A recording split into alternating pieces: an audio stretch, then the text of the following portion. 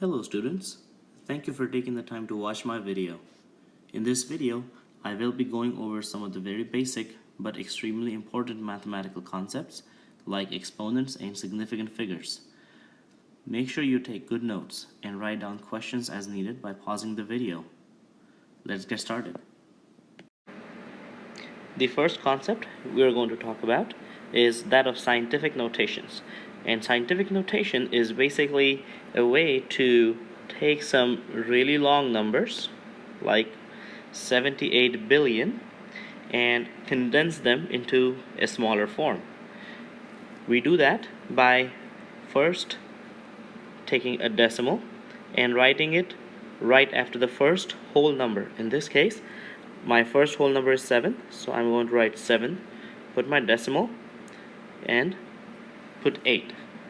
And from now on, what I'm going to do is get rid of all my zeros, but I'm not going to completely get rid of them. I'm going to represent them in a different manner. And so in this case, what I have to do is I have to count how many places did I jump my decimal. So if I assume my decimal was here, then I went 1, 2, 3, 4, 5, 6, 7, 8, and 9, and 10. I'm sorry, there you go.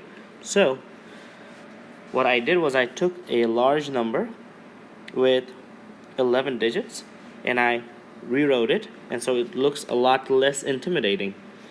It looks a lot cleaner. It's 7.8 times 10 to the 10th power. What about if we have a really small number, like 0.000752? I can clean this up using the same exact rule that I just talked 2 seconds ago. I have to take this decimal and I have to move it, and I did 1, 2, 3, 4 places. So what I'm going to do is I'm going to write 7.52 times 10 to the negative 4. So the rule of thumb here is if your decimal is traveling left, then you get a positive exponent. If your decimal is traveling right, you get a negative exponent. Just for some quick practice, go ahead and convert the two numbers on the screen to scientific notation. Make sure you note them down in your notebook. Now that we know how to write scientific notations, it is important that we know some basic rules to follow when trying to multiply or divide numbers with exponents. Here on the screen, I have two numbers, 3.5 times 10 to the 6th power and 2.5 times 10 to the negative 2nd power. And what I'm trying to do is I'm trying to multiply these two numbers. Now, you could just put them in the calculator and get the answer, but on exams like AP Chemistry, you don't have this option. So you need to figure out a way to manipulate the exponents around so that you can get an easy answer. And so the rule here says that if you have two numbers and both of them have the exponent with the base 10, now this is very important, that both numbers must have the same base of the exponent, which in this case is 10. And if that is the case, all you need to do is, because you're multiplying the numbers,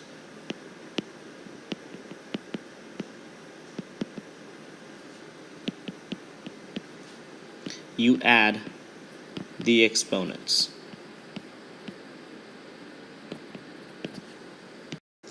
And so by adding the exponents, what I get is 10 to 6 plus negative 2, which gives me 10 to the 4th power.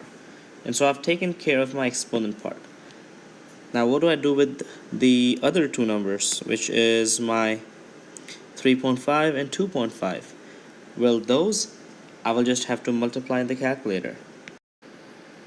And so when I do that, my answer is 8.75 times 10 to the 4th power. Now you could do that without needing a scientific calculator, because on a 4-function calculator, which is what you get on most of the AP exams, you will not be able to do this unless you know the rule of exponents. So it is extremely important that we keep track of these little things. So just like we had a specific rule to help us out while multiplying numbers with exponents, there's also a rule to help us divide numbers with exponents.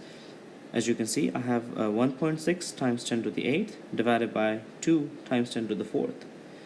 Just like we did in the previous problem, what you will do here is you will isolate your exponents, and because they have the same base, which is 10 on both top and bottom, what you will do is you will go ahead and subtract the exponents. Because you are dividing the two numbers, you subtract the exponent, and so what I get here is 10 to the 4th, because 8 minus 4 gives me 4.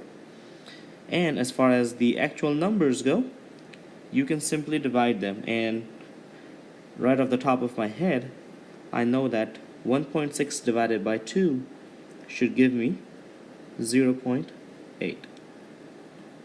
Now, for those of you who understood the previous topic over scientific notation, you will realize that this number is not in scientific notation because my decimal is not after the whole number, it is before the whole number, and I can't have that. And so I have got to move this over here. I'm moving the decimal one place to the right side, and what I then get is 8.0 times 10 to the 3rd power. Remember, I moved my decimal to the right, and so I had to go down on my exponent. Alright, and so this is how you multiply and divide numbers that have exponents. Before we go any further, I want you to think about something. See, we all know that numbers have a very specific meaning. If I tell you I'm 33 years old, I want you to think about the accuracy of the statement. I am in fact not 33, but 33 years and 5 months old. And even this is not completely accurate. As a matter of fact, the only time I was 33 was on my birthday. And so now we can say that significant numbers or figures are those numbers that we are certain about. Like, I'm certain that I'm 33 years old, but not sure the exact time of my birth, so I don't tell everybody exactly how old I am. Indeed, there are strict rules that must be followed, especially in science when performing mathematical operations on numbers. You cannot simply multiply, divide, add, or subtract two numbers without taking into account their individual certainty. So let's take a closer look at what these rules are and how do we use them. Rule number 1 is pretty basic and simple. It simply states non-zero digits are always significant. What does that really mean? Let's say I have a number 6,387. All you have to do is count how many digits this has. Turns out it has 4 digits, and so in this number I have 4 sig figs or significant figures.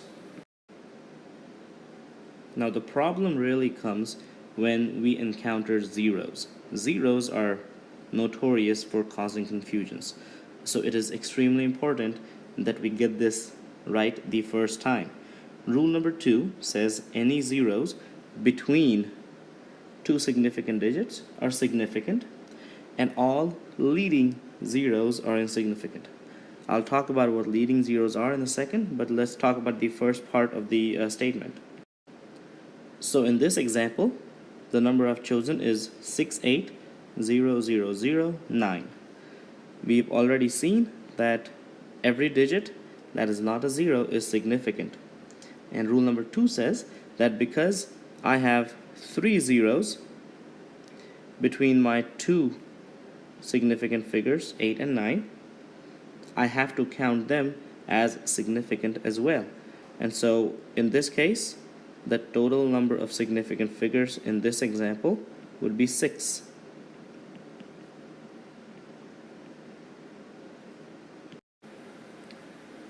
Now let's talk about the second half of the statement, and that has to do with the leading zeros. And so the term leading zeros means the zeros that lead to the first significant digit in my number. In this case, that number is 6. So how many zeros do I have here? I have 4 zeros. And what does the rule tell me? It tells me that they are insignificant, which means I'm not going to count them. And this is where we will take the help of our friend scientific notation. What I will do is I will take this decimal and I will move it until I get to my scientific notation point, and I will write this as 6.89 times 10 to the negative 4th power. And now it is pretty obvious as to how many significant figures we have, which is 3.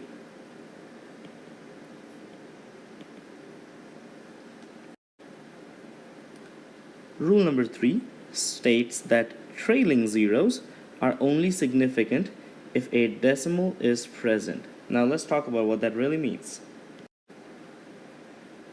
On screen, I have two numbers that look very similar, with one major exception is that the second number has a decimal. And so let's talk about what trailing zeros mean.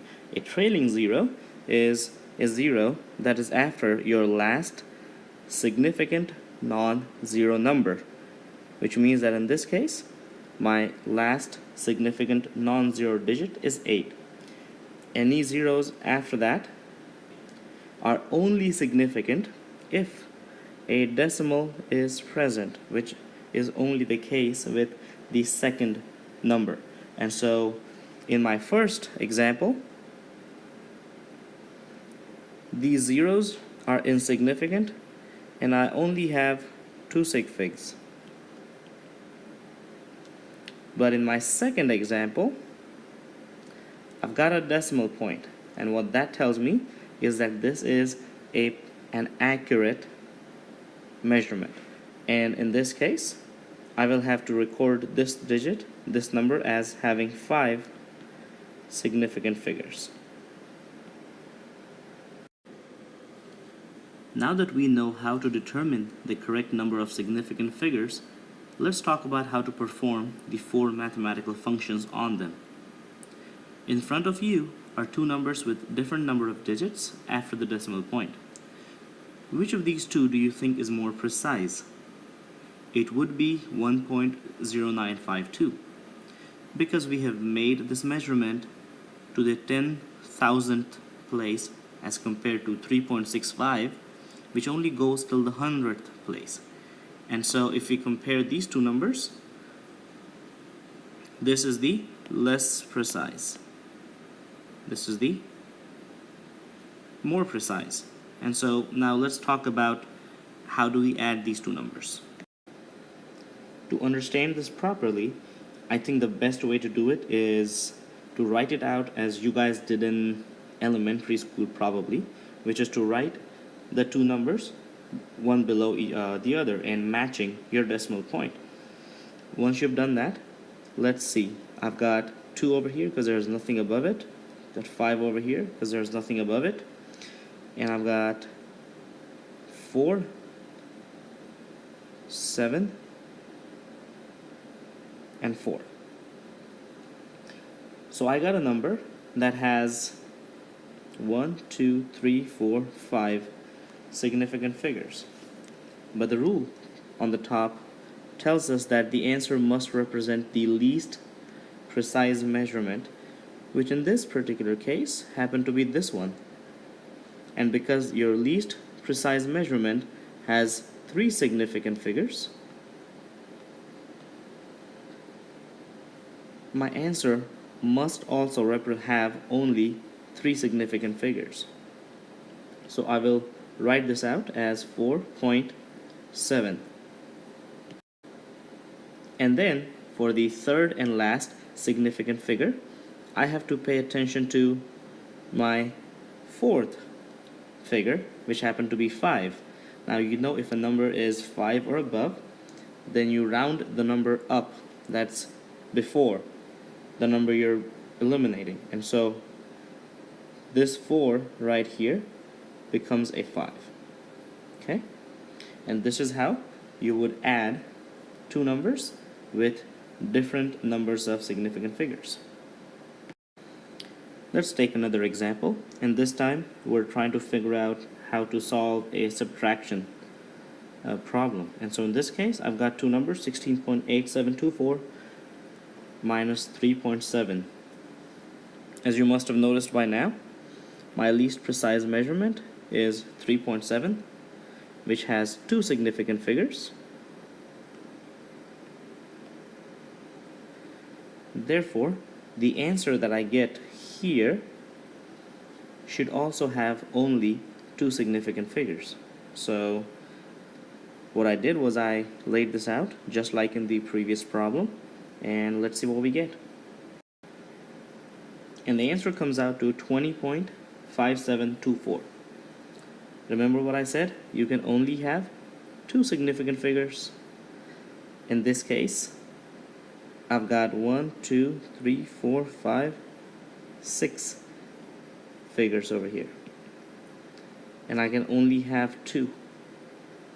So I'm going to get rid of this, I'm going to get rid of this, and I'm going to get rid of this. I am going to get rid of the 5. However, because it is the 5 right after my second significant figure, and because that 5 is a 5, I will have to round this 0 up as 1. And so my final answer would be 21. I can see how this could be a little confusing, but I promise you that if you do enough practice on this, which we definitely will be in our class, you will get the hang of this. It's very important that you must not lose track of your least precise measurement, because that is what is going to tell you how many sig figs will your final answer have. Now let's see what happens when you're trying to multiply or divide two numbers that have different numbers of significant figures.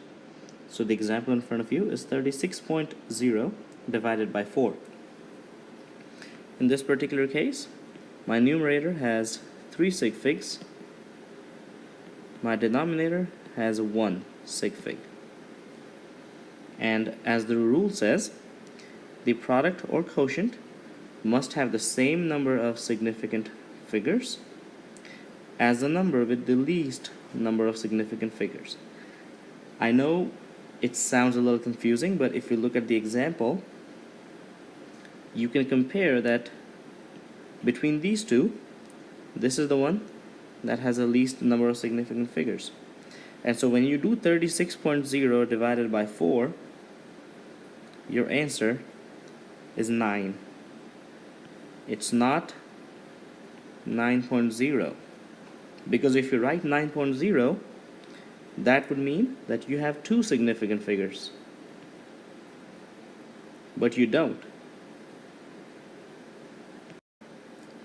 Similarly, if we're multiplying two numbers that have different number of significant figures, like in this case, I've got 3 sig figs, and in 1.7 I've got 2 sig figs. And so how do I proceed when I'm multiplying two numbers that have different number of significant figures?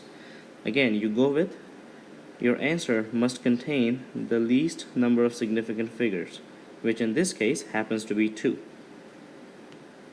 So if I do this on the calculator, my answer is 6.0, I'm sorry, it's